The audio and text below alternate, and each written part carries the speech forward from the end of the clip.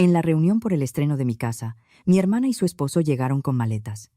Mi mamá ya les había dicho que sí, y a mí me escribió un mensaje que todavía me arde cuando lo recuerdo. No armes un escándalo.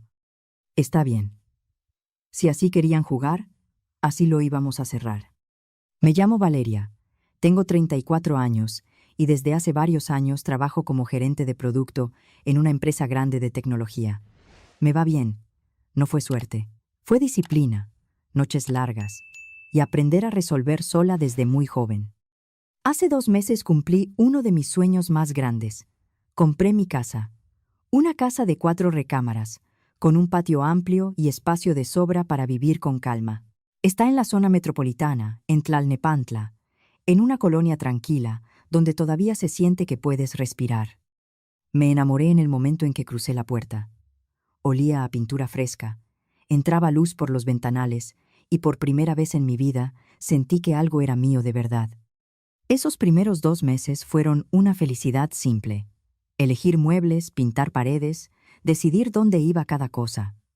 Me daba gusto llegar del trabajo y ver cómo el lugar iba tomando forma, como si por fin estuviera armando una vida que sí me quedaba.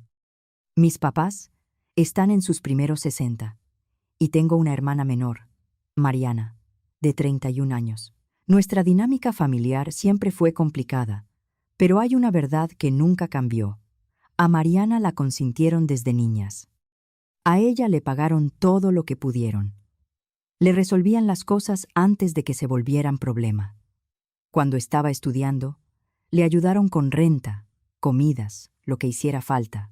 Y cuando se casó con Diego, mis papás se aventaron una boda grande, de esas que parecen más para presumir que para celebrar. A mí me tocó otra historia. Yo empecé a trabajar a los 16, y no por gusto, por necesidad. Guardaba cada peso. Si quería algo me lo conseguía. Si necesitaba algo, buscaba cómo. Era buena con las computadoras, así que además hacía trabajitos por fuera. Arreglar equipos, quitar virus, ayudar con cosas de oficina, recuperar archivos, cosas así. Desde entonces, yo ya sabía que mi carrera me la iba a pagar yo. Por eso cuando llegó el momento de entrar a la universidad, me sorprendí de verdad cuando mis papás me dieron un apoyo fuerte para mi inscripción y colegiaturas. Aproximadamente 400,000 pesos mexicanos. Una parte la cubrió eso, y el resto lo completé con beca y con lo que yo trabajaba. En ese momento me lo tragué como un gesto de amor tardío. No hice preguntas. Me emocioné. Sentí por primera vez que tal vez sí me veían. Me fui a estudiar fuera de la ciudad con esa beca. Terminé, y después regresé un tiempo con ellos. Luego, entré a mi trabajo actual y me fui a rentar un departamento. Viví ahí años, mes con mes, guardando, sin lujos, sin pedir favores, todo con un solo objetivo: mi casa. No fue barato. Me alcanzó porque junté ahorro por años y porque mi sueldo me permitió sacar un crédito hipotecario sin ahorcarme. Aún así, fue un compromiso grande, de esos que no se toman a la ligera. Y mientras yo hacía eso, mis papás seguían ayudando a Mariana con dinero para la renta, porque según ellos, ella y Diego no terminaban de acomodarse. Yo trataba de no pensar en eso. Me repetía que cada quien vivía su vida, que yo no necesitaba compararme, que si yo era la responsable, me convenía seguir siéndolo. Lo que sí quería era compartir mi alegría. La primera vez que los invité a conocer la casa fue una semana después de que me entregaron las llaves. Mis papás sabían que la había comprado, pero no la habían visto por dentro. Llegaron después del trabajo, ya de noche, con el cansancio encima y el humor típico de quien se echó el tráfico. Entraron mi papá, mi mamá, Mariana y Diego. Y en cuanto cruzaron la sala, lo noté. Les cambió la cara. No por emoción, por otra cosa. Se quedaron mirando los muebles, el piso, las ventanas grandes. Mi mamá tocó con los dedos el respaldo del sillón como si estuviera revisando una vitrina. Mi papá se aclaró la garganta. Mariana se fue directo a explorar las recámaras, como si estuviera eligiendo algo. Yo seguí hablando, intentando que el ambiente se sintiera ligero. Aquí quiero poner una mesa grande. Aquí da el sol en la mañana. El patio está perfecto para reuniones. Cuando Mariana regresó, traía una mirada rara, como si hubiera encontrado un error. ¿Y para qué quieres tantas recámaras? Soltó, sin rodeos. Si vives sola. Me reí nerviosa. Pues no siempre voy a vivir sola. Algún día me casaré. Tal vez tenga hijos. Mariana apretó la boca. Ajá. Yo la miré un segundo. Y además, siempre quise una casa amplia. Me gusta el espacio. Fue entonces cuando mi mamá se acercó, le palmeó el hombro a Mariana y le dijo, con una voz dulzona, «No te preocupes, mi amor, todo se acomoda». Yo me quedé helada. ¿Qué significaba eso? No pregunté. Se fueron pronto, y yo, como siempre, intenté convencerme de que estaba exagerando. 2 semanas después, decidí hacer una reunión por el estreno de la casa, bien hecha, no una visita rápida, una noche con amigos, compañeros del trabajo, vecinos, algunos parientes. Quería celebrar, quería sentirme feliz, sin pedir permiso. Ese día, la gente empezó a llegar como a las 6 de la tarde. Todavía había tráfico, pero ya estaba aflojando. Llegaron compañeros de la oficina, amigos de la universidad, vecinos que apenas iba conociendo. La casa se llenó de conversación, risas, música bajita, platos en la mesa, gente recorriendo la sala y diciendo, «¡Qué bonito! ¡Qué bien se siente! Está enorme». Yo estaba en mi momento. Pero mis papás y Mariana no aparecían. Como a las 7 me llegó un mensaje de mi mamá. Me dijo que ellos no se sentían bien, que a mi papá le había subido la presión, que mejor se quedaban en casa, en Coyoacán. «Perdón, hija, no vamos a poder». Me dolió.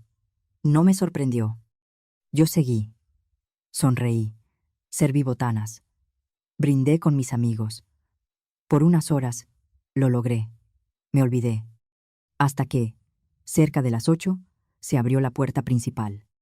Volteé, esperando ver a alguien que se había retrasado, y ahí estaban Mariana y Diego, con maletas. 2 maletas grandes y un par de bolsas. Me quedé parada con un vaso en la mano, tratando de entender si era una broma. «¿Qué pasa?», dije, intentando sonar normal. «¿Por qué traen eso?». Mariana me sonrió como si fuera lo más lógico del mundo. «Mi mamá dijo que sí, que podíamos vivir contigo». Yo parpadeé. «¿Cómo que vivir conmigo?». Diego ya estaba subiendo las escaleras con las maletas, sin mirarme. Mariana señaló hacia arriba. «A ver, ¿cuál es la recámara más grande? Hay que acomodarnos. Y necesitamos llaves. Luego vemos eso». Se me apretó el pecho. Caminé detrás de Diego, casi corriendo, y lo vi entrar directo a mi recámara principal. La mía.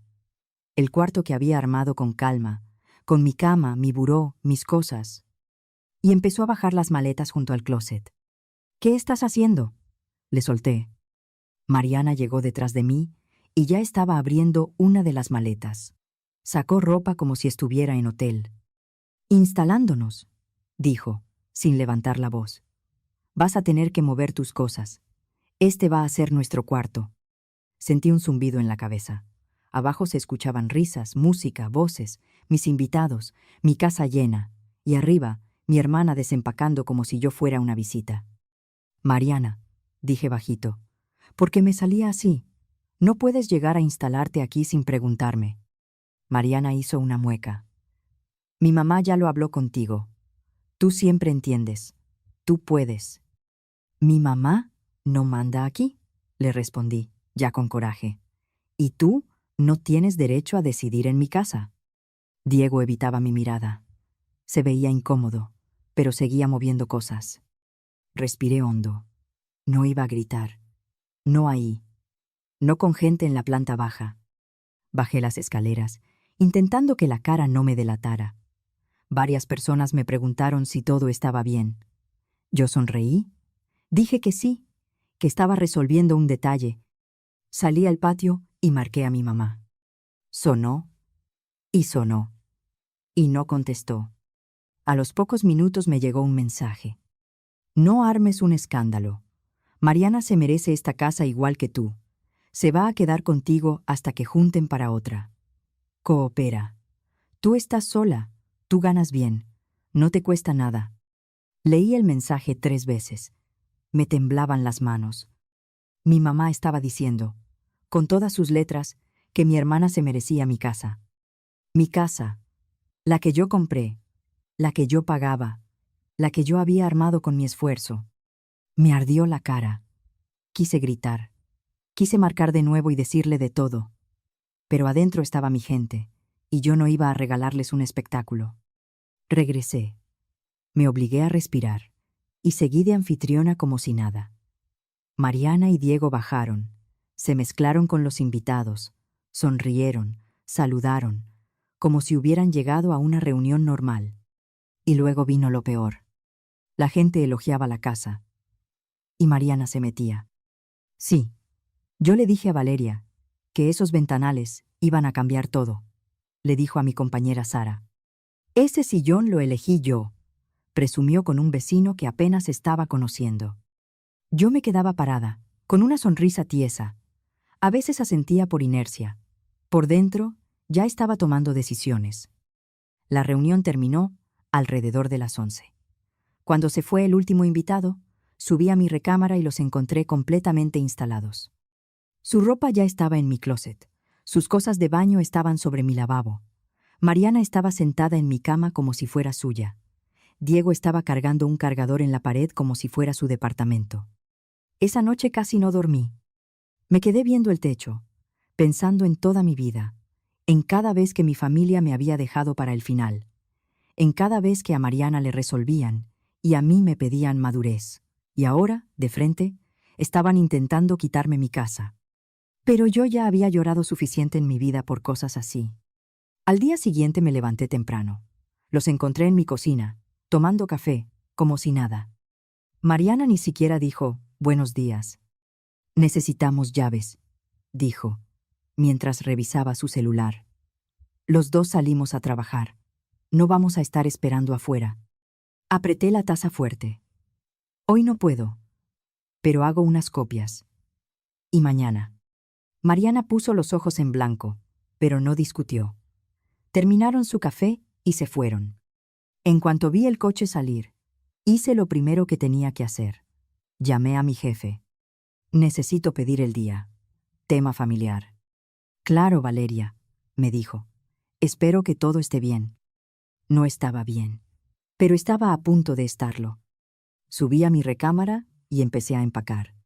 Cada prenda, cada zapato, cada cosmetiquera, cada frasco, cada cosa que habían sacado, regresó a las maletas. Sin delicadeza, pero sin romper nada. Yo no quería drama, quería orden. Cuando terminé, las maletas estaban cerradas como habían llegado, exactamente como habían entrado. Eran todavía antes del mediodía, así que pedí un flete express, de esos que hacen recolección y entrega el mismo día. Les dije que solo era equipaje, nada pesado. Cuando llegó la camioneta, ayudé a cargar. No di explicaciones. Solo pasé la dirección de la casa de mis papás, en Coyoacán.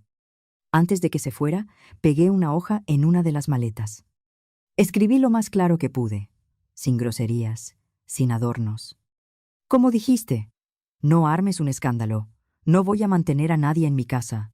Si decidiste que podían vivir en algún lado, que sea contigo». Cerré la puerta. Me quedé unos segundos en silencio. Y por primera vez desde la noche anterior, sentí aire en el pecho. Una hora después, mi teléfono no dejó de sonar. Llamadas de mi papá, llamadas de mi mamá, una tras otra. No contesté. Luego empezaron los mensajes.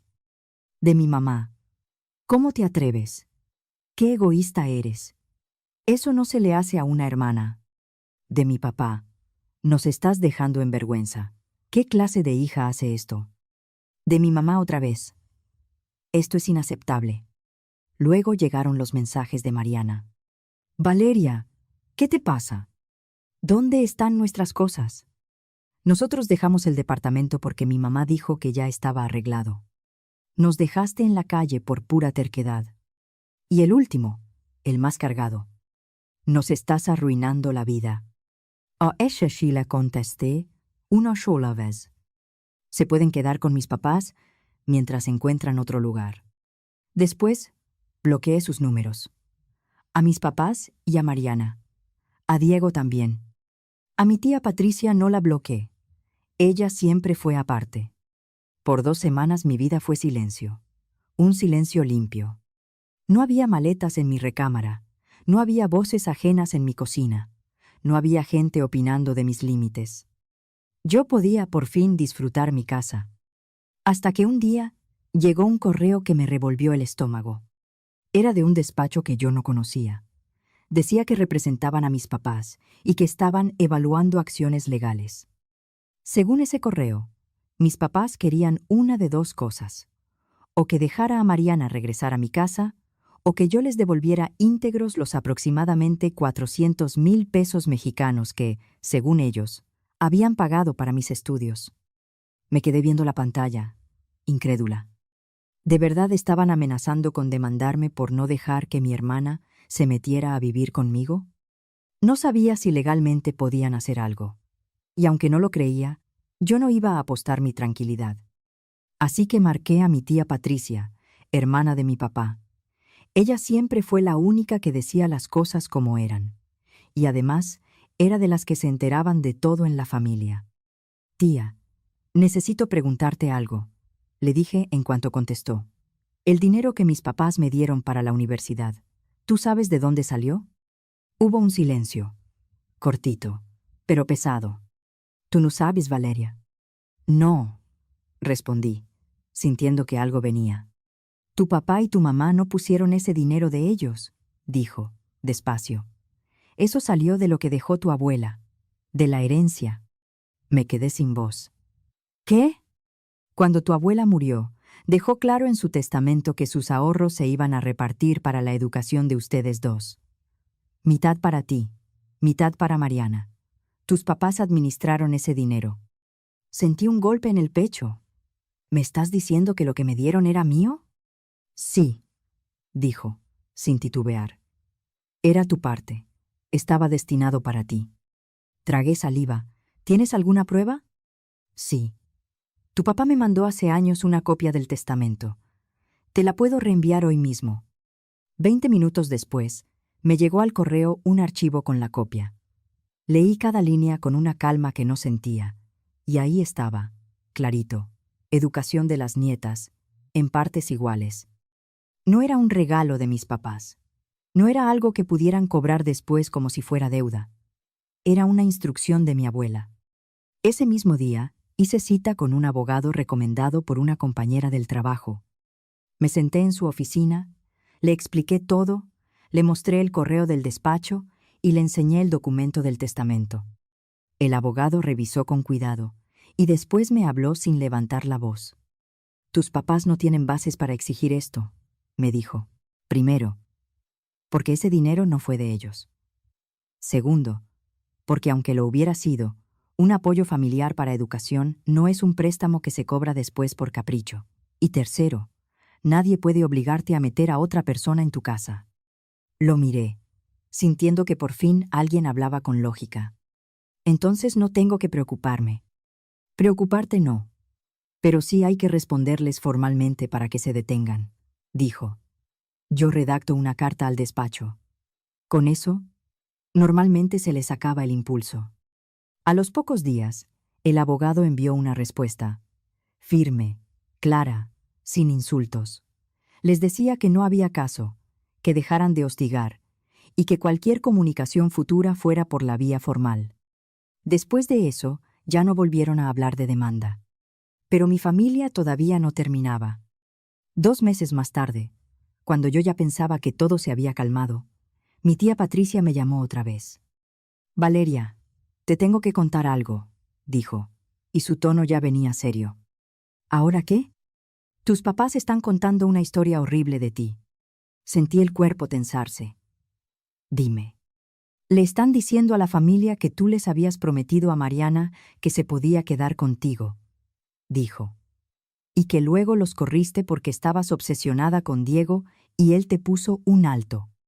Me quedé helada. ¿Están diciendo qué?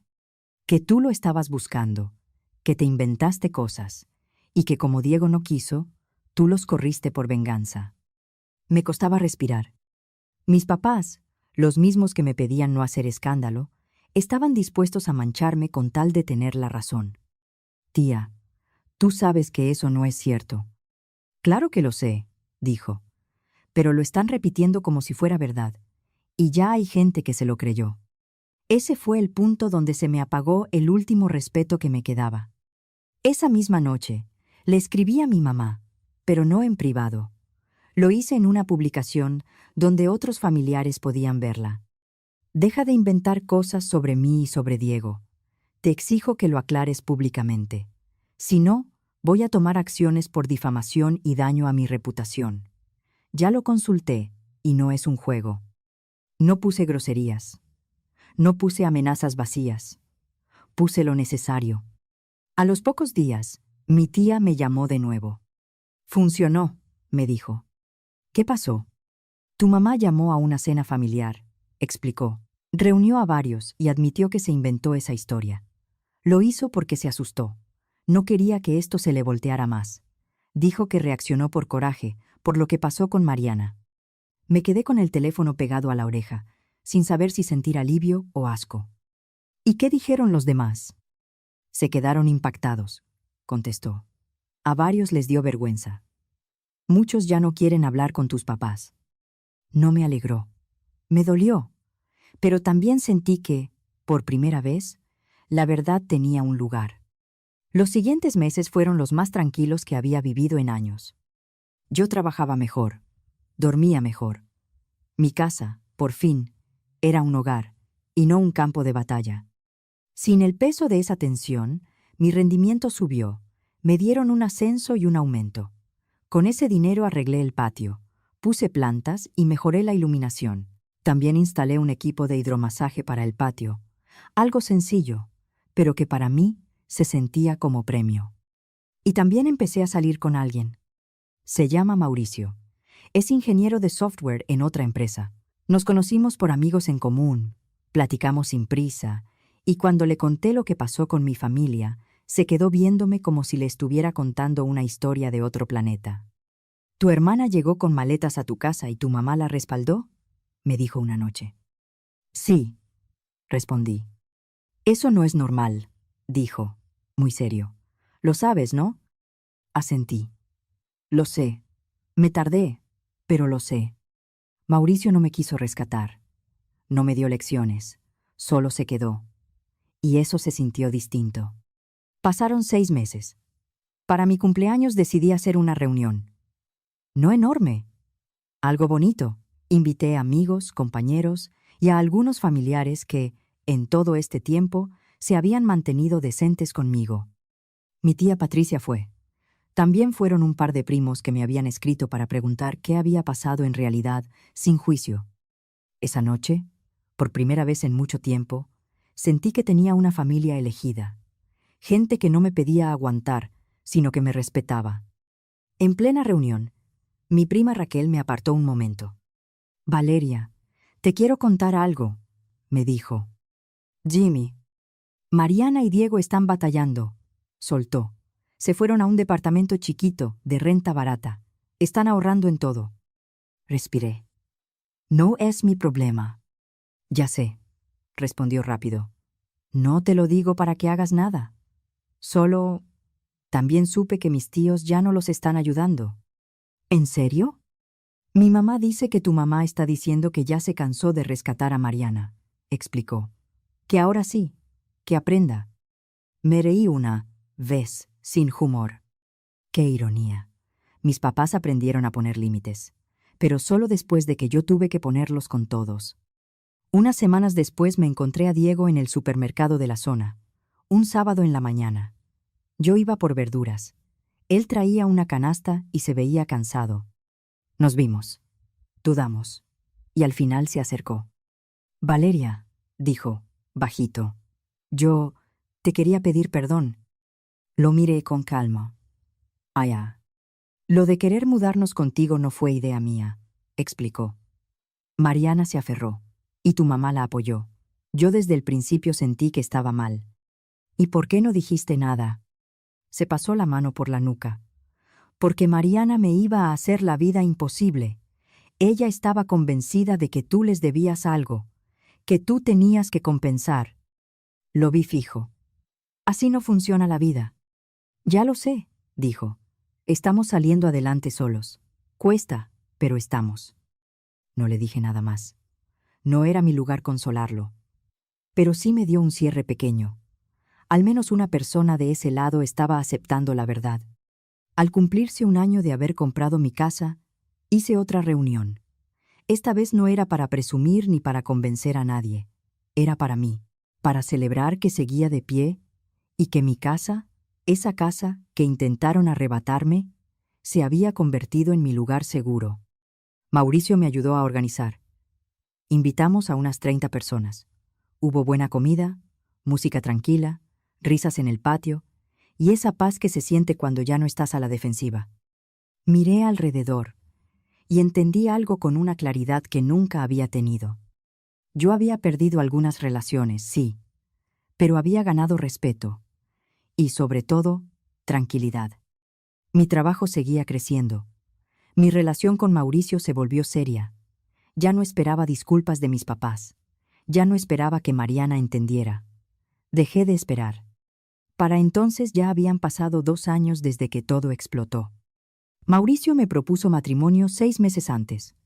Lo hizo en el patio, al atardecer, con las luces encendidas y el hidromasaje funcionando detrás. Nada exagerado, solo nosotros.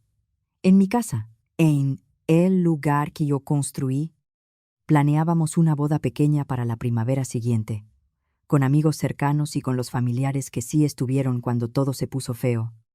Sin drama, sin gente exigiendo, sin no armes un escándalo. En el trabajo me promovieron otra vez. Ya estaba dirigiendo un equipo. Y lo curioso es que poner límites en mi vida personal me hizo mejor líder. Aprendí a ser clara, a decir que no, a no dejar que nadie se aprovechara. Una vez al mes, mi tía Patricia me daba actualizaciones, aunque yo no se las pedía. Tus papás siguen molestos, me dijo una tarde. Andan diciendo que la familia les dio la espalda, que alguien debería hablar contigo para que los perdones. ¿Y tú qué les dices? Que dejen de pedir y empiecen a reconocer, contestó. Que si quieren arreglar algo, se empieza con una disculpa real. ¿Y Mariana? Mi tía suspiró. Sigue con ese coraje guardado, pero ya no puede hacer nada. Ya vive su vida. Yo pensé que ahí se iba a quedar la historia. Pero un mes después, recibí una llamada de Diego. No contesté al principio. Me insistió una segunda vez.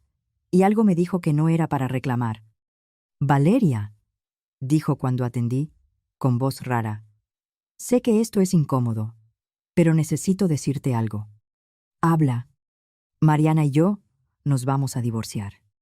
No me sorprendió. Me dio una tristeza seca, sin drama. Lo siento, dije, y lo dije de verdad. Gracias, respondió. Pero te llamo por otra cosa. En las pláticas salieron muchas cosas. Y Mariana admitió algo. Sentí el estómago apretarse. ¿Qué admitió? Que nunca planeó irse de tu casa, soltó. Que su idea no era quedarse unos meses. Ella quería instalarse, y ya, hacerlo difícil para que no pudiera sacarlos. Me quedé quieta.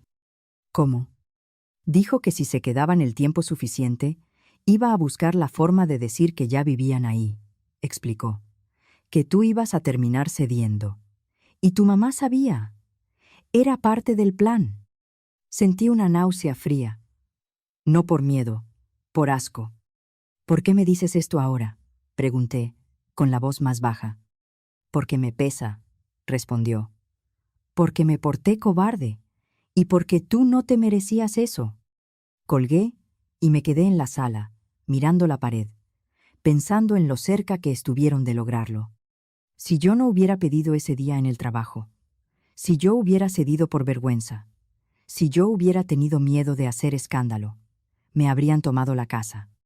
Semanas después, me llegó una carta, de mi mamá, de esas cartas largas, escritas para doblarte por dentro.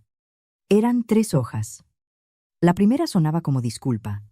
Decía que se equivocó, que apoyó cosas que no debía, que se dejó llevar. La segunda ya traía la culpa. Hablaba de familia como si esa palabra borrara todo. Y la tercera fue la verdadera razón. Decía, casi como comentario, que ellos estaban batallando económicamente desde que varios familiares les dejaron de hablar, que se les complicaba, que querían arreglarse conmigo antes de que fuera tarde, y que estaría bien que yo los ayudara, de vez en cuando, porque yo estaba bien. Leí la carta 2 veces. Luego la pasé por la trituradora de papel. Al final, mi mamá seguía intentando moverme donde ella quería. Esa noche, Mauricio me encontró en el patio. Yo estaba sentada, viendo el cielo. ¿Todo bien?, preguntó. Mi mamá me escribió, le dije. ¿Y qué dijo? Una disculpa a medias, respondí. Y una petición. Quiere dinero. Mauricio se sentó a mi lado. ¿Vas a contestar? No, dije, sin dudar. Aprendí que hay relaciones que solo se sostienen si tú te dejas. Y yo ya no me dejo. Mauricio me miró con cariño. ¿Te pesa? Pensé un momento. De verdad. Me pesa lo que pudo haber sido, dije. Pero no me pesa la decisión. Mi vida es mejor así. Estoy tranquila, estoy creciendo, y estoy con gente que sí me quiere bien. Él sonrió. Yo, por ejemplo. Sobre todo tú, le respondí. Al mes hicimos la fiesta de compromiso en la casa. Llegaron como 50 personas. Entre ellos, varios familiares que se habían alejado de mis papás después de enterarse de la verdad. Mi prima Raquel levantó su vaso para brindar. Y aunque no soy de llorar en público, esa vez se me humedecieron los ojos. Por Valeria, dijo, que nos recordó que la familia no es solo sangre. Es la gente que te apoya, que respeta tus límites y que se alegra de tus logros. Tú construiste algo hermoso aquí, y da gusto estar cerca de alguien que se elige a sí misma. Miré alrededor. La sala, las recámaras, el patio, las luces, todo lo que había imaginado, todo lo que había cuidado, y entendí lo más importante. Mi casa seguía siendo mi lugar favorito del mundo. No por lo grande ni por lo bonita, sino porque era mía. La compré con mi esfuerzo, la defendí con mis límites. Y aprendí que poner un alto no es ser egoísta, es respeto. Ser buena no significa dejarse. Y querer a alguien no significa abrirle la puerta para que te pase por encima. Esa casa, que empezó como conflicto, terminó siendo mi santuario. Y yo, por fin, aprendí a protegerlo.